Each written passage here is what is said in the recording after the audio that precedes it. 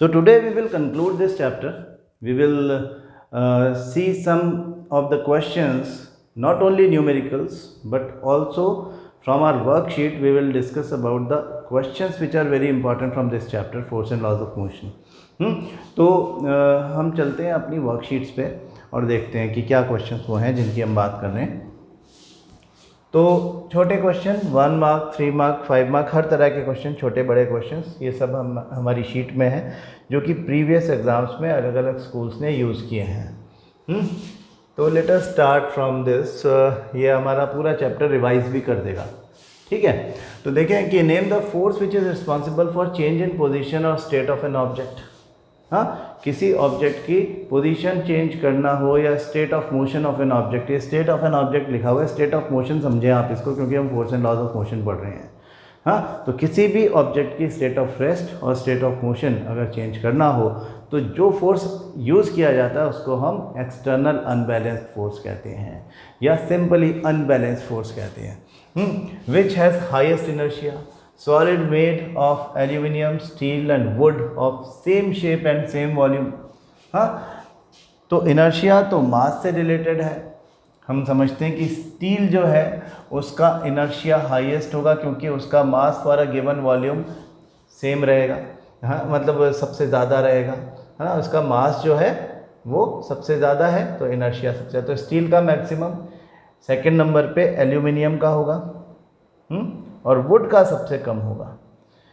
Steel is an alloy, aluminium एक metal है आप जानते हो, और वुड जो है वो एक ऑर्गेनिक सब्सटेंस है जिसमें सबसे ज़्यादा सबसे कम डेंसिटी होगी और सबसे कम मास होगा इस वजह से for the given volume. State Newton's third law of motion. Every action has an equal and opposite reaction. यानी जब कोई एक्सटर्नल अनबैलेंस फोर्स एक ऑब्जेक्ट किसी दूसरे ऑब्जेक्ट पर लगाता है which is known as action force, तो दूसरा ऑब्जेक्ट भी पहले ऑब्जेक्ट पर उतना ही फोर्स यानी सेम मैग्नीट्यूड का force in exactly opposite direction लगाता है. This force is called as reaction force. तो F1 equal to minus F2. Every action has an equal and opposite reaction. ये थर्ड लॉ ऑफ मोशन है. Name the unbalanced force which slows down a moving bicycle when we stop pedalling it. This is the friction by the surface. Rolling friction आप इसको कह सकते हो क्योंकि bicycle के जो व्हील्स हैं वो घूम रहे हैं तो हम फ्रिक्शन या रोलिंग फ्रिक्शन बोल सकते हैं. मतलब आप अगर ब्रेक ना लगाएं, पेडल मारना बंद कर दें तो साइकिल धीरे धीरे क्यों रुक जाएगी? Because of an unbalanced force applied on the bicycle in the opposite direction of its motion, that is known as friction. Friction offered by the surface obviously. Define 1 newton of force. F equal to mass into acceleration बोलते हैं ना.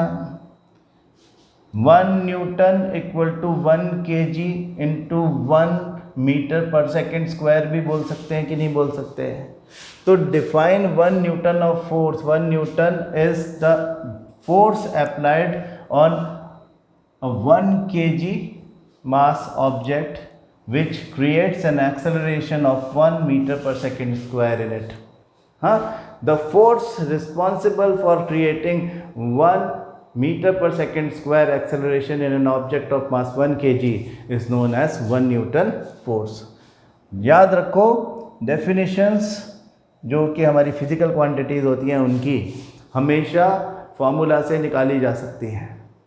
याद करने की नहीं ज़रूरत, समझ जाओ. केवल याद करोगे तो भूल जाओगे. हम अगर याद करते हैं तो भूल जाते हैं. याद करने पे ज़्यादा दिमाग मत लगाओ, समझने पे ज़्यादा दिमाग लगाओ. समझ गए तो वो बात दिमाग में बैठ जाएगी, कभी निकलेगी नहीं. इसका मैकेनिज़्म जो नेक्स्ट चैप्टर हम पढ़ेंगे हमारे बायोलॉजी का, कंट्रोल एंड कोऑर्डिनेशन, उस मतलब नेक्स्ट चैप्टर मतलब नेक्स्ट क्लास में जो आप कंट्रोल एंड कोऑर्डिनेशन पढ़ोगे उसमें उसकी डिटेल में आपको समझाऊंगा. हाँ, तो अभी तो आप देखें कि state the meaning of balance forces. Balance forces का मतलब क्या? The forces applied on the same object and are equal in magnitude but opposite in direction are called balance forces. एक ही ऑब्जेक्ट पर लगने वाले दो फोर्सेस जिनका मैग्नीट्यूड बराबर हो और डायरेक्शन ऑपोजिट हो बैलेंस फोर्सेस कहलाते हैं। ठीक है, define a force of 1 newton हो गया। Why is it difficult for a fireman to hold a hose, आपने देखा है, ये तो एक वीडियो में देखा था हमने, which ejects large amount of water at a high velocity. हाँ, लार्ज अमाउंट ऑफ वाटर, उसका मास ज़्यादा, हाई वेलोसिटी। हाँ, तो एक हाई मोमेंटम से वाटर फेंका जा रहा है और उसके ऑपोजिट डायरेक्शन में, क्योंकि according to law of conservation of momentum जो ये एक्शन हो रहा है उसके रिएक्शन में हमको इक्वल फोर्स लगने वाला है according to third law of motion. Total momentum of the system has to be the same.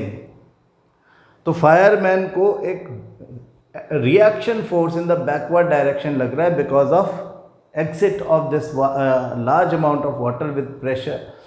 वो हाई वेलोसिटी से आगे जा रहा है, तो आगे की तरफ लगने वाला फोर्स F1 जो है वो mv-u/t है। वो जितना ज़्यादा होगा पीछे की तरफ उतना ही फोर्स mv-u/t लगेगा और फायरमैन को स्ट्रगल करना पड़ेगा उस फोर्स को हैंडल करने के लिए। ये one point of difference between balanced and unbalanced force. One point of difference जब भी पूछा जाए तो ध्यान रखें कि बैलेंस फोर्स जो होता है वो एक ही ऑब्जेक्ट पे लगता है, अनबैलेंस फोर्सेस दो अलग अलग ऑब्जेक्ट्स पे लगने वाले फोर्सेस हैं। सिमिलैरिटी क्या है, दोनों फोर्सेस का मैग्नीट्यूड बराबर और दोनों का जो मतलब बैलेंस फोर्सेस जो होते हैं उनका मैग्नीट्यूड बराबर होता है। अनबैलेंस फोर्सेस जो होते हैं उनका भी मैग्नीट्यूड बराबर हो सकता है, ध्यान रखें। हाँ, ऐसा कभी कभी हो सकता है, लेकिन और डायरेक्शन ऑपोजिट हो सकता है। मतलब कि ऐसा है कि अनबैलेंस फोर्सेस हम लोग कई बार कंफ्यूज हो जाते हैं इस करके कि force of friction action and reaction forces का मैं रेफरेंस यहाँ पे खास करके ले रहा हूँ कि action reaction forces are unbalance forces but they are applied on two different objects. Otherwise balance forces जो हैं, अनबैलेंस फोर्सेस जो है, जब आप किसी ऑब्जेक्ट पर अनबैलेंस फोर्स लगाते हो तो उन दोनों के मैग्नीट्यूड्स जो होते हैं वो अलग अलग हो सकते हैं। हाँ, एक डायरेक्शन में एक फोर्स लग रहा है, दूसरी डायरेक्शन में दूसरा फोर्स लग रहा है। हाँ, एक फोर्स फ्रिक्शन फोर्स है जो कि अपोज कर रहा है मोशन को, एक अप्लाइड फोर्स है जो फॉरवर्ड डायरेक्शन में लग रहा है। वो तब तक बैलेंस फोर्स रहेगा जब तक दोनों के मैग्नीट्यूड बराबर रहेंगे, यानी जो स्टैटिक फ्रिक्शन है और जो अप्लाइड फोर्स है वो दोनों जब तक बराबर रहेंगे तब तक forces will be called as balance forces. They are applied on the same object. Balance forces हमेशा सेम ऑब्जेक्ट पे लगते हैं। अब उसी ऑब्जेक्ट पे जब अनबैलेंस फोर्स हो गया, अब आपने फोर्स की मैग्नीट्यूड, अप्लाइड फोर्स की मैग्नीट्यूड बढ़ा दी है और उसने जैसे ही ओवरकम कर लिया स्टैटिक फ्रिक्शन को, the object will start moving. This force which was responsible for moving this object which was at a stationary position, this is unbalance force. तो दोनों के मैग्नीट्यूड अलग अलग हो सकते हैं, यहाँ तक कि उनके डायरेक्शंस भी अलग हो सकते हैं, जिस वजह से हम उनको अनबैलेंस फोर्सेस बोलते हैं। Raju is having 3 solid blocks of same size shape made up of steel, would और प्लास्टिक। ये बात हो गई इनर्शिया वाली बात है। One of these will have highest inertia.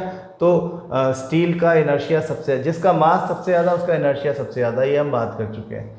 Y does the sole of the shoe worn out, friction between the sole and the surface continuously deteriorates the surface of this sole and it gradually worns out.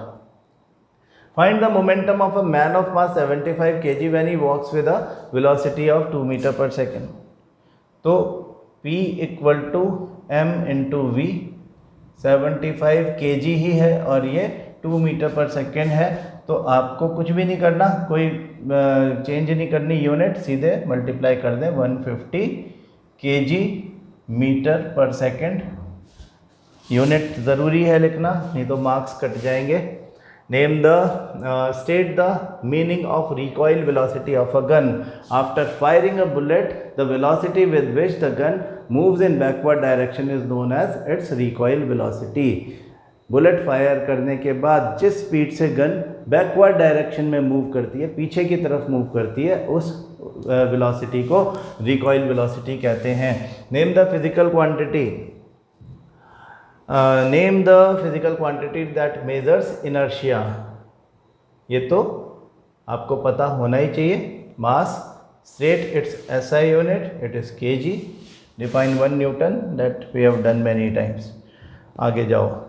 A car of mass 800 kg is traveling with a velocity of 20 meter per second. When brakes are applied, it stops after traveling a distance of 8 meters.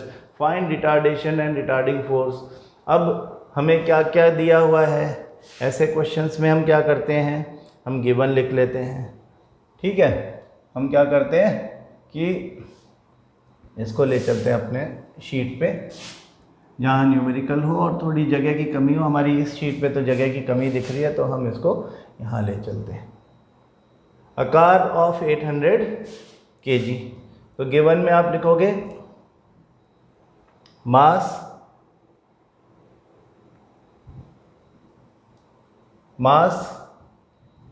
यानी m 800 kg,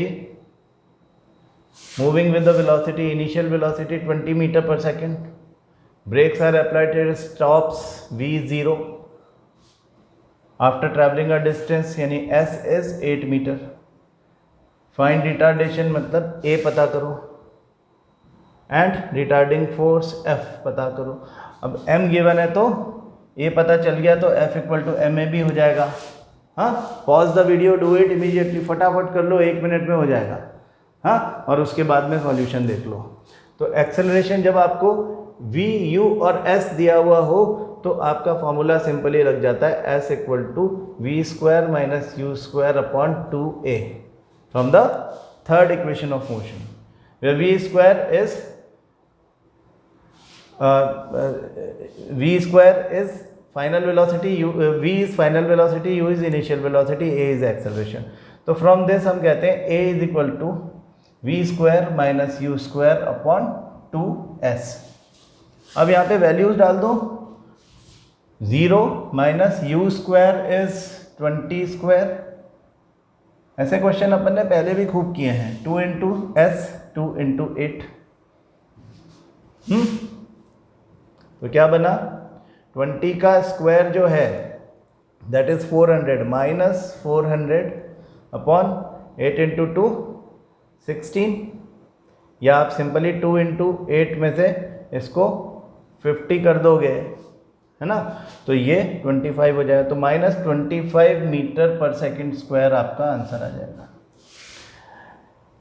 तो force कितना निकलेगा, F is equal to M into A from the second law of motion. हमेशा mention कर दो formula के आगे कि ये फॉर्मूला कहाँ से आया है, तो आपका इंप्रेशन अच्छा रहेगा। मास कितना था उसका, 800 kg था, तो 800 इंटू माइनस 25, तो क्या बना, माइनस 20,000 न्यूटन। हाँ, 25 इंटू 8 200 और 2 जीरो उसके आगे हमने लगा दिए, ऐसे सिंपल कैलकुलेशन हो जाती है। अच्छा, define inertia. Inertia is basically the tendency of an object to oppose any change in its state of motion or state of rest. Write an activity to show that inertia of a body depends on its mass. अब आप कोई भी activity for that matter ले सकते हो कि हम एक स्टील का स्फीयर लेकर के और उसको हम पुश करने की कोशिश करेंगे, हमें मेहनत ज़्यादा करनी पड़ेगी। सेम साइज़ की एक फुटबॉल लेकर के या कोई भी बॉल लेकर के हम उसको धीरे से किक करेंगे, वो आसानी से दूर चला जाएगा। या हम एक 2 व्हीलर को बड़ी आसानी से उठा के साइड में रख देते हैं, हम जब धक्का देते हैं तो ट्रक नहीं हिलता, उसका मास ज़्यादा है तो इनर्शिया ज़्यादा है। तो inertia depends upon the mass, higher the mass more will be the inertia. And there are many examples. हम एक एग्जाम्पल दे रहे थे कि अगर हम जंप करें अर्थ पे तो हम ही अर्थ पे वापस गिरते हैं, अर्थ उछल के नहीं आ जाती हमारे पीछे।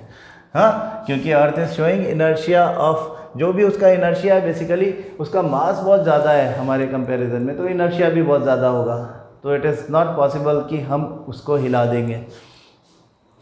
When a horse suddenly starts running, a careless rider falls backward. हाँ, हॉर्स ने भागना शुरू किया, उसके ऊपर बंदा बैठा था, ऐसे गन्ना खा रहा था, गिर गया नीचे, तो क्या हुआ, Inner upper part of his body including the ganna is showing the inertia of rest. तो वो तो वही रह गया, lower part which was associated or attached with the horse, it started moving, so it disbalanced and falls backwards.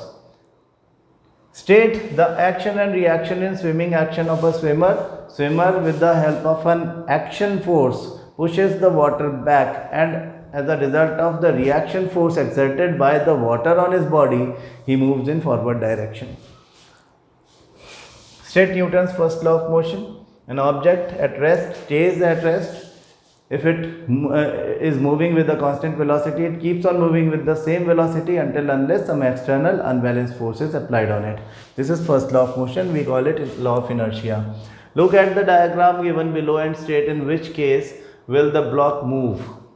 यहाँ पे block will not move same object पर दो same magnitude वाले forces opposite direction में लग रहे हैं, तो there will be no motion. These are balanced forces. यहाँ पर ये unbalanced force है, तो it will move in the direction in which 35 Newton force is applied. When unbalanced forces are applied on the same object, then the object moves in the direction of greater force. 35 Newton is the greater force in this case, so it will move in the same direction in which 35 Newton force is applied. और क्या पूछा है? State in which case will the block move हो गया, in which direction हो गया, give reason to support your answer ये भी हो गया. How are the force and momentum of a body related? Force is from the second law of motion. Force is the rate of change in momentum of a moving object. ठीक है, तो यहाँ पे force मतलब external unbalanced force. An acceleration of 5 meter per second square is produced in a body of mass 2 kg. 5 meter per second square का acceleration, body of mass 2 kg, and an acceleration of 2 meter per second square is produced in a body of mass 4 kg.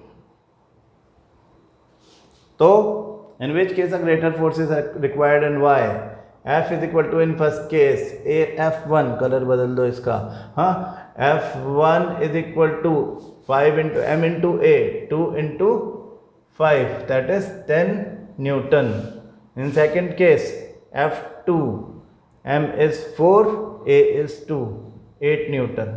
तो 5 Newton वाले case में, ये 5 metre per second square वाले case में, पहले case में force ज़्यादा है.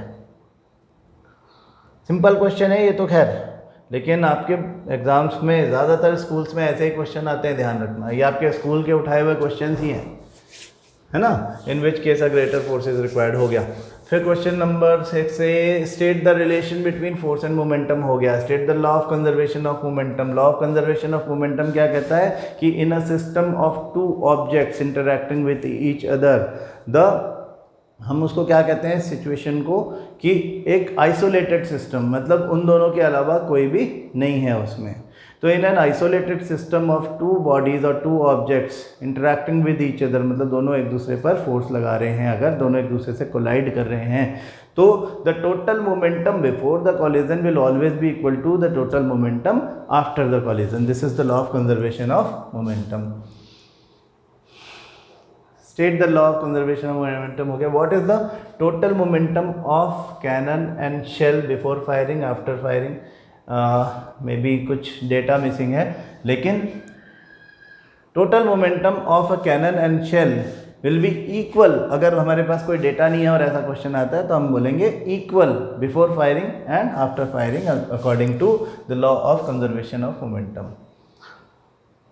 Car falls off a ledge and drops to the ground in 0.5 second. Ledge समझते हो ना आप, पहले भी किया होगा ऐसा क्वेश्चन कोई.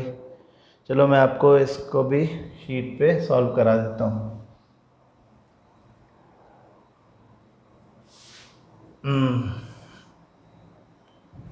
ये गया हमारी शीट पे.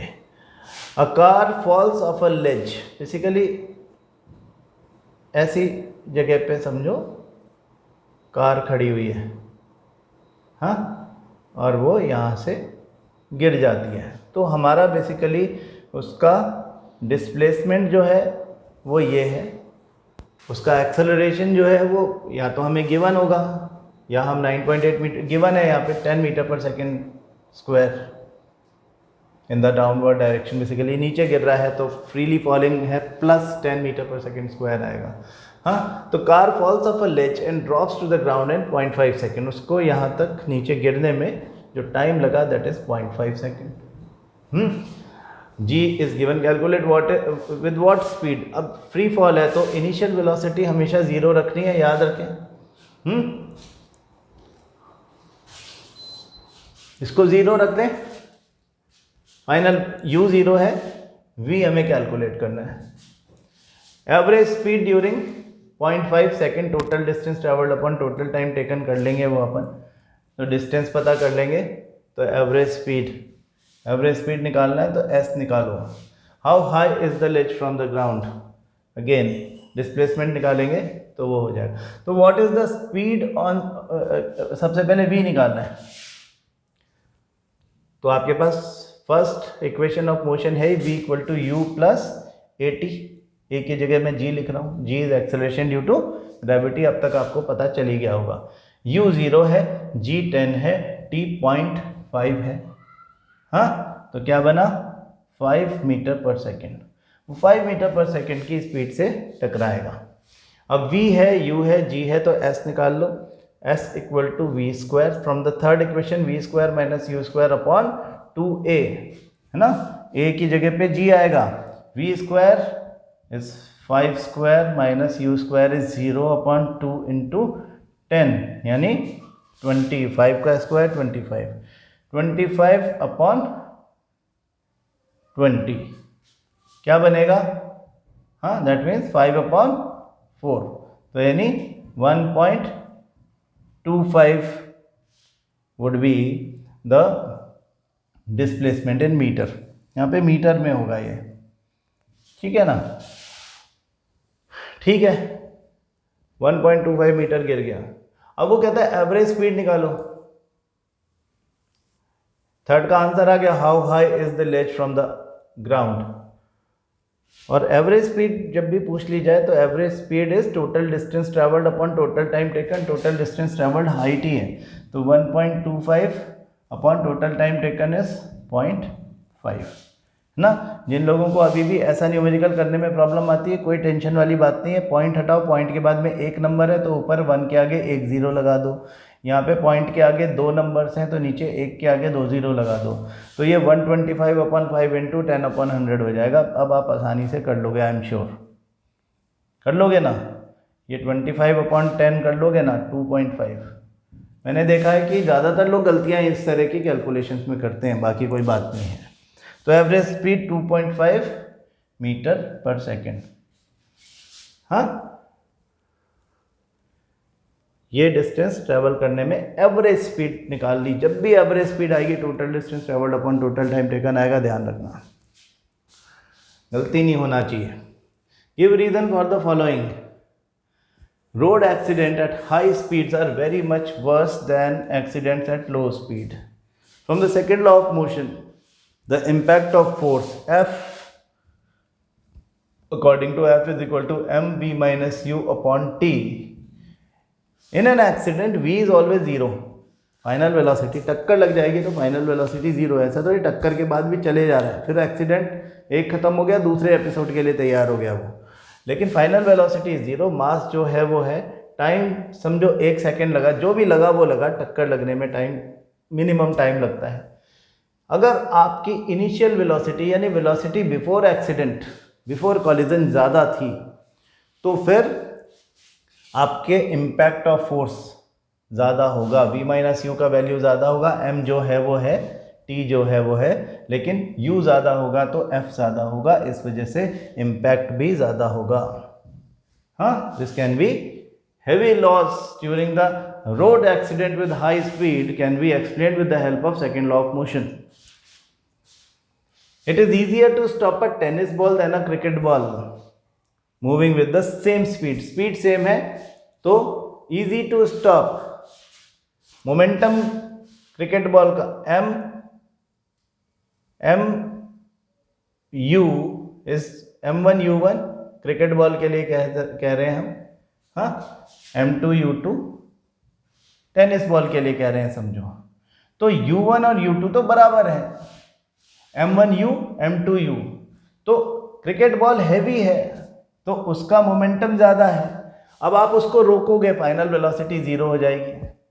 हाँ, तो क्रिकेट बॉल के लिए जो अप्लाइड फोर्स है वो MV minus U upon T होगा, जिसका F ज़्यादा, V माइनस U दोनों का बराबर है।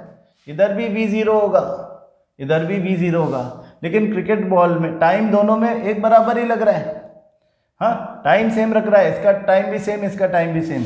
तो जिसका मास ज़्यादा उसका फोर्स ज़्यादा। That is why you need to work hard to stop a cricket ball because of its higher mass as compare to tennis ball.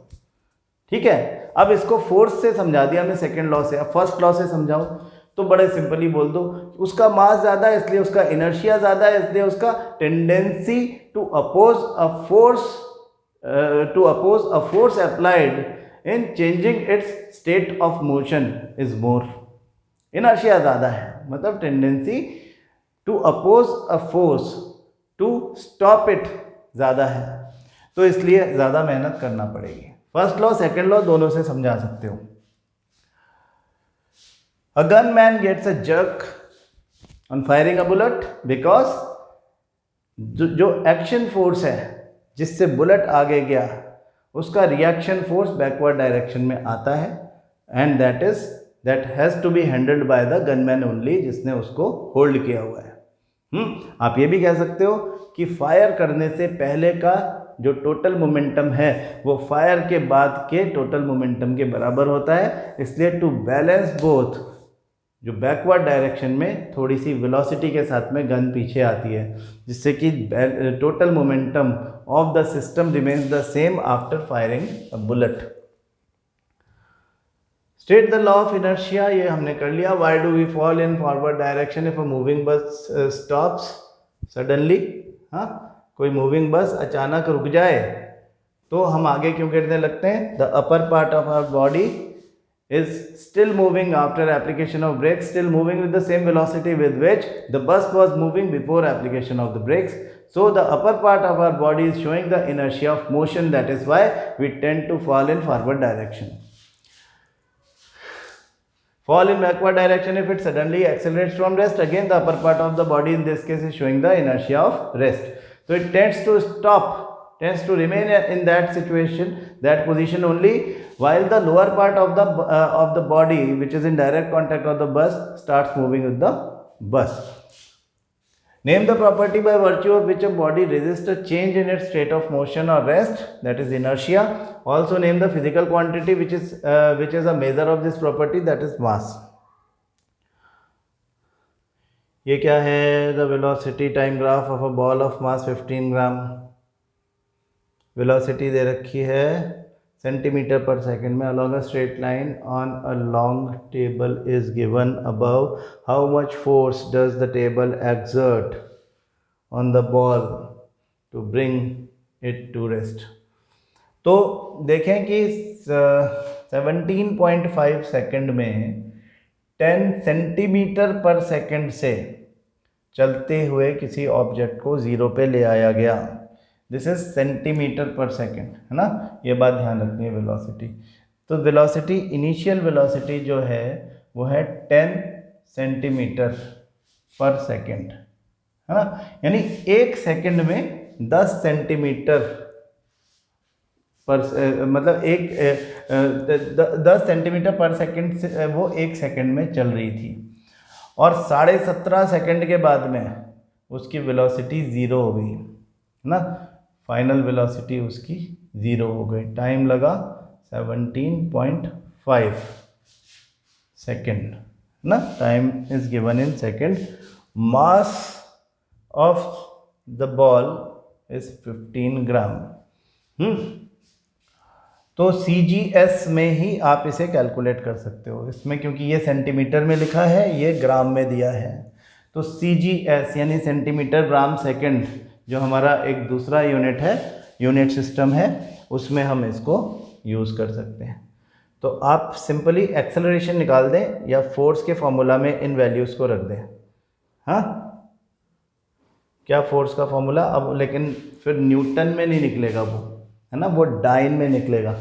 F is equal to M V minus U upon T, इसमें ये value डाल दें। m is 15, v is 0, u is 10 and this is 17.5।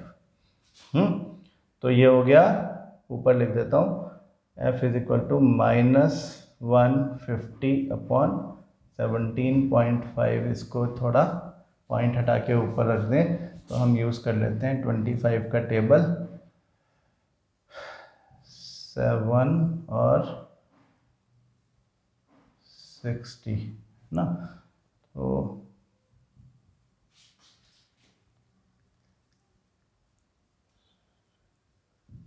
-8.57। हाँ, इसको हम dine बोलते हैं, DYNE। हाँ, that is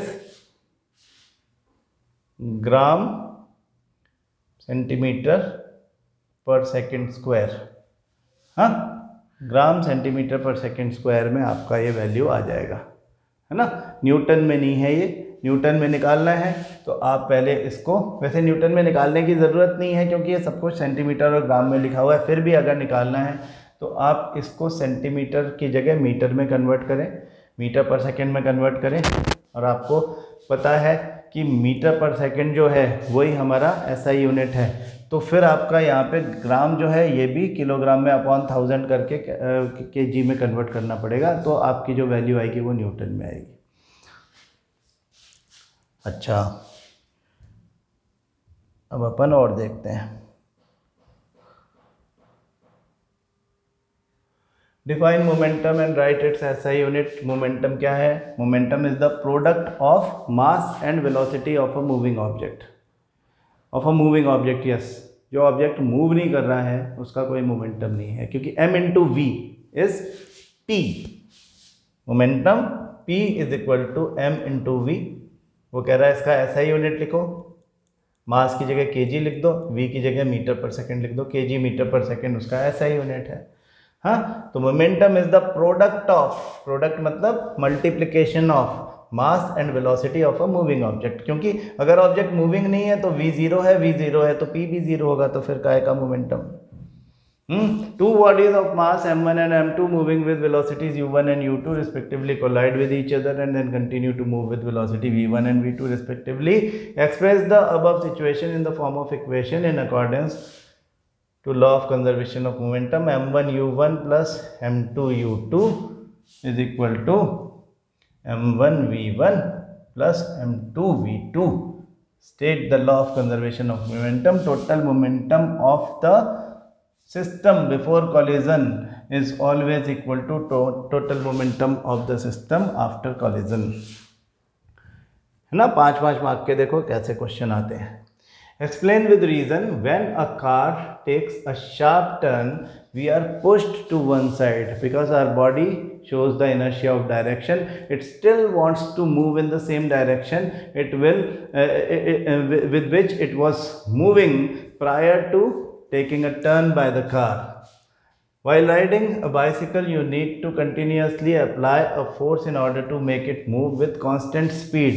To balance the force of friction, we need to continuously pedal a bicycle so that the forward direction force and the force acting in the backward direction, that is force of friction, if these two forces are balanced to each other, then the bicycle will keep on moving with constant velocity. अगर हमने pedal मारना बंद कर दिया तो backward direction में लगने वाला फोर्स ज़्यादा हो जाएगा and it will start acting in the backward direction as an external unbalance force which will stop the bicycle. तो to keep moving a vehicle और अ बाइसिकल और anything we need to work or apply a force in forward direction so that the backward direction force, that is force of friction, can be balanced by it. तो किसी constant velocity से चलती हुई bicycle पर जो दो forces लगते हैं वो बैलेंस फोर्सेस होते हैं और वो कांस्टेंट वेलोसिटी से चल रही होती है। अगर पैडल बढ़ा दिया जाए मारना या तो उसको पैडल मारना बंद कर दिया जाए तो फिर वापस एक्सटर्नल अनबैलेंस फोर्स आ जाएगा, या तो बाइक की स्पीड बढ़ जाएगी या तो कम हो जाएगी। कंसेप्ट समझना बहुत ज़रूरी है, ये आपको फर्स्ट सेकंड लॉ दोनों एक साथ समझा देता है। Ball left rolling on floor comes to rest on its own after moving by some distance because a force of friction is acting in the backward direction, which acts as an unbalanced force in the backward direction, which stops the object, which is stops the ball which is rolling on a floor. Car starts from rest and moves down on a high hill with a constant acceleration. It travels a distance of 300 meter in 10 seconds. Find its acceleration, find the force. अब acceleration आपने लिया starts from rest, तो acceleration क्या आता है v minus u upon t। हाँ, start from rest मतलब u 0 है और it travels a distance of 300 meter, s दे रखा है 300 मीटर, टाइम दे रखा है 10 सेकेंड, u दे रखा है 0। एक्सेलरेशन निकालना है, s t और u दिया हुआ है तो ये इसके बजाय सेकंड इक्वेशन से निकाल दो, s equal to U T plus half A T square से निकाल दो। यू टी तो ये तो 0 है, हाँ, हाफ ए टी स्क्वायर, तो a क्या हो जाएगा 2 into S upon T square. 2 into s is given 300 upon t square is 10 का square that is 100, 2 into 3 that is 6 metre per second square. Answer आ गया, एक्सेलरेशन आ गया। अब 1500 kg उसका मास था तो फोर्स m इंटू ए होता है, तो m इज 1500, a आपने 6 निकाला, तो ये 15 6 90, 2 0 और लगा दो, 9000 न्यूटन का फोर्स लग रहा है। बहुत आसान न्यूमेरिकल्स होते हैं, एक बार आपकी ग्रिप आ गई फॉर्मूला पे तो, और फॉर्मूला पे ग्रिप आएगी प्रैक्टिस से, है ना। आप ऐसा मत सोचो कि अरे ये तो इनको आता है क्योंकि ये तो टीचर है, ऐसा कुछ नहीं है। आप अगर मुझसे ज़्यादा प्रैक्टिस करोगे आपको मुझसे ज़्यादा आ जाएगा, है ना। जो भी प्रैक्टिस करेगा उसको ज़्यादा आ जाएगा, उसमें कोई बात ही नहीं है ये। अच्छा देखो, Newton first law of motion हमें पता है, dust comes out of the carpet when it is beaten with a stick. Inertia of rest मैं आपको बता चुका हूँ बात, inertia of rest is shown by the dust particles. So when the blanket और the carpet moves with the stick, the light dust particles start floating on the in the air.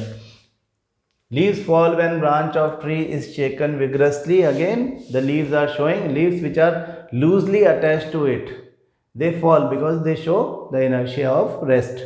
तो वो अपनी जगह पे ही रहते हैं और हम शेक कर रहे हैं ट्री को। We are not applying the force on the leaves, we are applying the force on the tree. So tree moves, leaves show the inertia of rest, और क्योंकि there is a weak force with which they are associated with the tree, they get detached and fall. State the factors on which momentum of a body depends. Mass and velocity. Body of mass 80 kg moving with 10 meter per second collides with another body of mass 60 kg moving with 20 meter per second. After collision they entangle and continue to move. Determine their velocity after collision. Combined velocity के लिए हमने कहा था कि m1 v1 m2 v2 को v1 और v2 को v मान करके m1 प्लस m2 को नीचे भेज दो, तो m1 u1 plus m2 u2 upon m1 plus m2 आ जाएगा।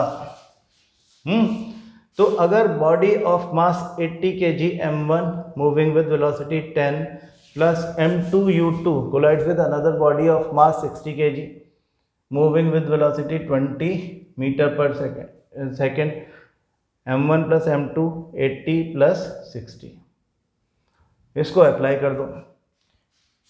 800 80 into 10 1200 60 into 20 80 plus 60 140, ठीक है। ऐसे ही होगा। तो ये कितना हो जाएगा 2000 अपॉन 800 प्लस 1200 2000 होगा कि नहीं, अपॉन 140। तो ये हो जाएगा 100 अपॉन 7। 100 अपॉन 7 को कैलकुलेट कर लो ना, 100 अपॉन 7 करेंगे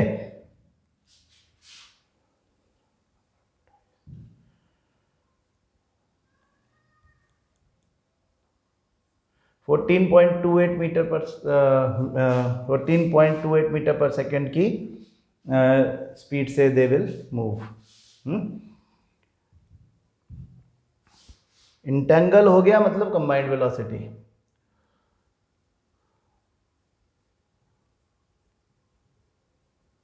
A scooter is moving with a velocity of 25 meter per second, takes 5 seconds to stop after the brakes are applied. Acceleration निकल गया v minus u upon t, where v is 0.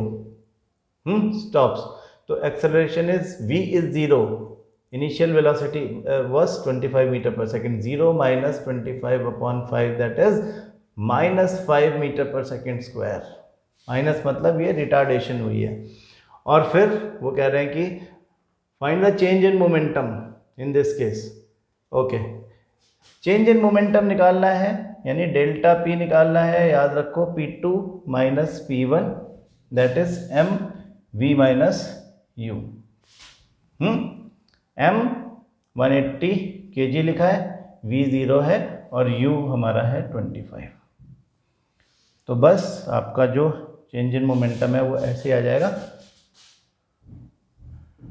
200 और 4500 minus का delta P is minus 4500। अगर आपको इसमें upon time भी निकालना है, फोर्स भी निकालना है, तो डेल्टा पी अपॉन टी हो जाएगा। Force is equal to 4500 upon time कितना है 5 है, माइनस 900 न्यूटन का फोर्स लगा है। माइनस में आएंगी सब वैल्यूज क्योंकि ये रिटार्डेशन हुई है ना। ऐसे क्वेश्चन पहले भी कर चुके हैं, बाकी सब क्वेश्चन वैसे ही हैं।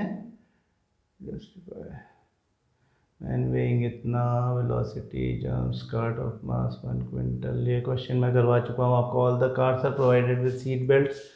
अब आपको खुद देखना है कि सीट बेल्ट प्रोवाइड क्यों करी गई, क्योंकि at the sudden application of brakes, जब ब्रेक अचानक लग जाएंगे तो फिर वो आगे की तरफ मूव करने लग जाएगा और चोट लग सकती है। तो उसको इनर्शिया ऑफ मोशन शो करता है upper part of the body. It is dangerous to move out of moving bus. Moving bus से चलते उतरते समय हमारे पैर अपनी जगह पर रुक जाते हैं और अपर part of the body inertia of motion show करता है। तो इनर्शिया ऑफ मोशन के दोनों एग्जांपल्स हैं। Road accidents, high speed are very much worse, ये बात हो चुकी है ऑलरेडी।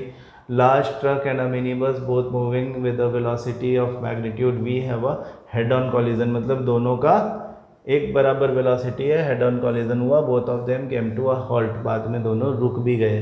तो if the collision lasts for 1 second, which vehicle experiences the greater force of impact? Actually दोनों पर फोर्स एक बराबर लगेगा क्योंकि दोनों ने एक दूसरे पर दो फोर्सेस F1 और F2 लगाए हैं, दोनों का मैग्नीट्यूड ऑफ फोर्स बराबर होगा from the third law of motion.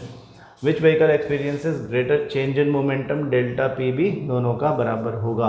हाँ, total momentum before the collision, total momentum after collision, ये बराबर रहता है। वेलोसिटीज़ में चेंज और मासेस चेंज नहीं होते, वेलोसिटीज़ में चेंज अकॉर्डिंगली होता है। Which vehicle experiences greater acceleration? Again है ना, दोनों का क्योंकि मैग्नीट्यूड ऑफ वेलोसिटी बिफोर भी सेम है, आफ्टर भी सेम है, सब कुछ सेम है, तो एक्सेलरेशन भी दोनों का सेम है। हाँ, टाइम भी बराबर लग रहा है रुकने के लिए। Why are the wheels of vehicle provided with mud guards? क्योंकि जो व्हील्स होते हैं उनसे, मैंने आपको एग्जांपल बताया था, उनमें से जो मड चिपक करके पीछे की तरफ जाने लगता है following inertia of direction, mud guards उसको रोकते हैं कि वो पीछे लोगों के ऊपर ना गिर जाए। Cricket player lowers his hand, ये भी आपने वीडियो के साथ देखा था, टाइम बढ़ाना so that the impact of force can be minimised by the ball on his palm. Why a glass pair of a window is shattered when a flying pebble hits it?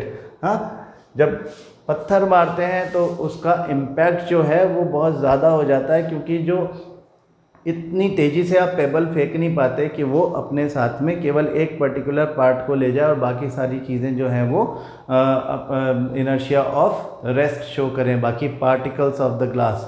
अगर आप एक bullet मारोगे, एक छर्रा मारोगे तो वो हो सकता है केवल छेद करके निकल जाए, लेकिन बड़ा पत्थर मारोगे तो वो उसके ऊपर फोर्स इस तरह से लगाएगा कि इनर्शिया ऑफ रेस्ट बाकी पार्टिकल्स भी शो नहीं कर पाएंगे। A passenger in a moving car slips one hand off the seat belt, the car slips to one side, sorry मैंने गलत पढ़ लिया, passenger in a moving car slips to one side of the seat when the car takes a sharp turn, again inertia of direction बताना है आपको, give reason for it। constant force of friction of 50 Newton acting on a body of mass 200 kg moving initially with a speed of 15 meter per second, how long does the body take to stop? आपको time निकालना है। इसमें force दिया है 50 Newton, मास दिया है 200 kg, initial velocity दी है 15 metre per second. तो constant force of friction of 50 newton is acting on a body, उसको रुकना कितना टाइम लेगा, how long will it take to stop? Sorry, v is 0, time पूछ रहा है कितना, तो एक्सेलरेशन निकाल लो इससे और t निकल जाएगा v minus U upon A से। तो a कैसे निकालेंगे, f अपॉन m से, f is equal to M A, तो a is f upon m, 50 upon 200, 0.25 metre per second square. तो t कितना बना, v माइनस यू अपॉन, अच्छा ये जो है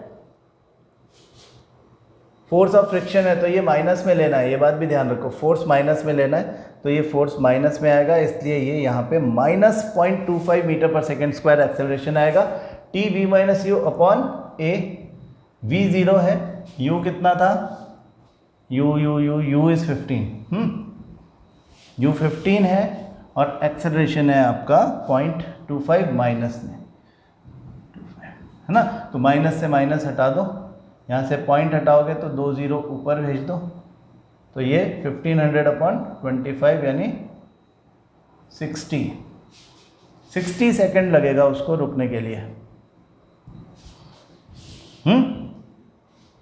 बिल्कुल सिंपल है।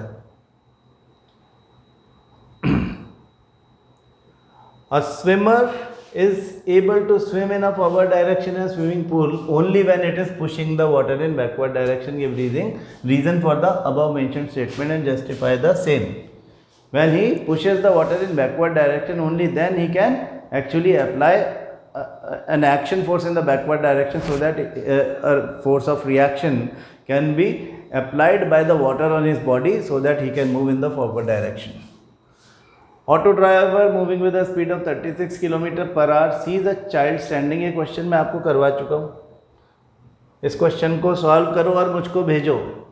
हाँ, ये क्वेश्चन एज इट इज़ आपको करवा चुका हूँ। 36 किलोमीटर पर आवर से चलता हुआ ब्रेक लगा के रुक गया और बच्चा बच गया, उसको रुकने में 5 सेकंड का टाइम लगा।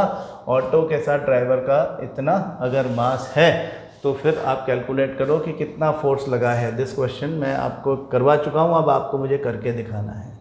If same force acts on a body, what will happen to acceleration of the object when its mass is doubled? Force same है, एक्सेलरेशन का क्या होगा? a is equal to F upon M. अगर mass double कर दिया तो acceleration आधा रह जाएगा, मास आधा कर दिया m/2 तो एक्सेलरेशन डबल हो जाएगा। a equal to F upon M से सॉल्व करना है इसको। मास को डबल किया, एक्सेलरेशन 1/2 एफ अपॉन 2 हो जाएगा। अगर मास को डबल किया, आधा किया, तो m/2 एफ अपॉन m/2 यानी 2f अपॉन m, यानी डबल द एक्सेलरेशन, जो पहले था उसका डबल।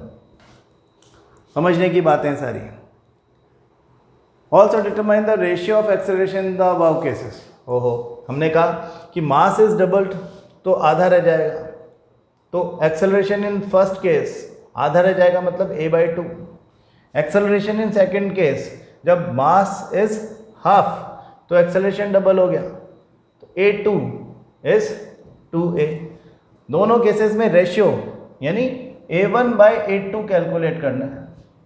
a1 की जगह लिख दिया a/2, a2 की जगह लिख दिया 2a, a से कैंसिल कर दो, 1/4 इज द आंसर। हाँ, 1:4 इज द आंसर। रेशियो ऐसे निकालते हैं। Cricket ball of mass 70 gram moving with a velocity of 0.5 meter per second is stopped by a player in 0.5 second. What is the force applied? अब देखो मास दिया है 70 ग्राम में दिया है, तो 70/1000 kg हो गया, 0.07 kg। सबसे पहले यूनिट चेंज कर लो। Initial velocity 0.5 metre per second, final velocity 0, time 0.5, v minus U upon T यानी a भी हो गया, तो फोर्स अप्लाइड क्या हो गया, F is equal to m v minus U upon T. सारी वैल्यूज हैं आपके पास में, पॉज करो, डू इट। हाँ, सॉल्यूशन यहाँ पे मैं लिख देता हूँ। F is equal to mass 0.07। वैसे तो आपको ये अपने आप ही करना चाहिए, इसमें कोई ऐसी बात है नहीं कि जो आपको नहीं आए। I am sure about it कि आप इसको कर पा रहे होगे। v माइनस यू, v की जगह 0, u की जगह 0.5 अपॉन t, टाइम कितना है 0.5, तो 0.5 1.07 न्यूटन इज द फोर्स। ठीक है। How is the first law of motion mathematically stated from the mathematical expression for the second law of motion. ये बात मैंने आपको बताई थी कि सेकेंड लॉ ऑफ मोशन कहता है F equal to m v minus U upon T. तो फर्स्ट लॉ ऑफ मोशन कहता है कि if an object is at rest it will stay at rest if external unbalance force is 0। तो हमें prove करना है कि एक ऑब्जेक्ट अगर रेस्ट पर है तो वो इसलिए रेस्ट पर है कि उस पर कोई एक्सटर्नल अनबैलेंस फोर्स नहीं लग रहा है, यानी F इज 0। तो m v minus U upon T में v और u की वैल्यू 0 है, इसलिए m इंटू 0 अपॉन टी भी 0 है। प्रूव हो गया। दूसरी चीज़ कि when the object is moving with the constant velocity it will keep on moving with the same velocity until unless some external unbalance force is applied on it. तो ऐसी condition में भी आप क्या बोलोगे कि v is equal to u, v minus u is 0, m into 0 upon t is also 0, तो force is 0 है ना। तो कितनी आसान बातें हैं। हाँ, force and laws of motion में आप ये देखो कि आपको क्वेश्चन आंसर थ्योरी और न्यूमेरिकल साथ साथ ही चलेगा। न्यूमेरिकल से आप थ्योरी सीखोगे, थ्योरी से आप न्यूमेरिकल सीखोगे, दोनों चीज़ें एक दूसरे को जस्टिफाई करेंगी। जितना ज़्यादा इसमें घुस जाओगे उतना ज़्यादा कंसेप्ट आपको समझ में आएगा। नहीं करोगे, न्यूमेरिकल से बचने की कोशिश करोगे या थ्योरी से बचने की कोशिश करोगे, चैप्टर ऊपर से निकल जाएगा, कोई बात समझ में नहीं आएगी। आज हमारा ये चैप्टर ख़त्म हो गया। आपको लेकिन इसकी प्रैक्टिस नहीं छोड़नी है। जहाँ मिले न्यूमेरिकल, मोशन का भी, मोशन की भी मैं बात याद दिलाता जा रहा हूँ आपको बार बार। जगह जगह आप देख रहे हो इक्वेशंस ऑफ मोशन यूज़ कर रहे हैं हम। तो मोशन भी and force and laws of motion भी, दोनों चैप्टर्स एक दूसरे के साथ में मिले जुले हैं। आप न्यूमेरिकल करते रहोगे, आपका कॉन्फिडेंस बढ़ता रहेगा। कोई प्रॉब्लम आ रही है तो मुझे कॉल करें या मुझे व्हाट्सएप पर क्वेश्चन भेज दें, मैं आपको सॉल्व करके भेज दूँगा। ठीक है, but keep practising. Thank you.